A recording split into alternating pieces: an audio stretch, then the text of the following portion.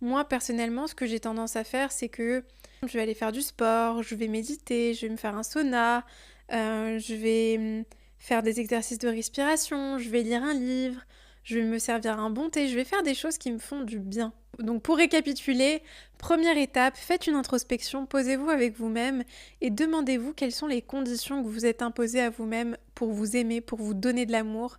Les conditions que vous êtes imposées à vous-même, c'est les mêmes que vous acceptez des autres. C'est-à-dire que si ma condition pour m'aimer, c'est d'être belle, par exemple, bah, je vais avoir la même condition avec les autres, c'est-à-dire que je vais pas pouvoir envisager d'être aimée par quelqu'un si je ne me trouve pas belle à mes propres yeux et à ses yeux.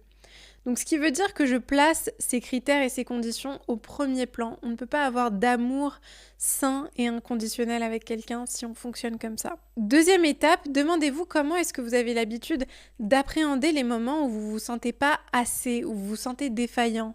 Est-ce que vous vous punissez? Si vous vous punissez, comment est-ce que ça se manifeste? Est-ce que vous essayez de noyer vos émotions par exemple dans l'alcool ou chez les mauvaises personnes? Vous allez chercher l'affection des mauvaises personnes ou vous allez essayer vous allez vous isoler par exemple. Il y a tellement de choses qu'on fait. On peut aussi aller se réfugier dans la nourriture de manière assez malsaine. Donc il y a tellement de choses qu'on peut faire dans ces moments-là qui sont réellement finalement des punitions et une forme de rejet de soi. Posez-vous sur cette question et troisième étape, décidez comment est-ce que vous allez apprendre à vous donner de l'amour dans les moments où vous auriez l'habitude de vous punir.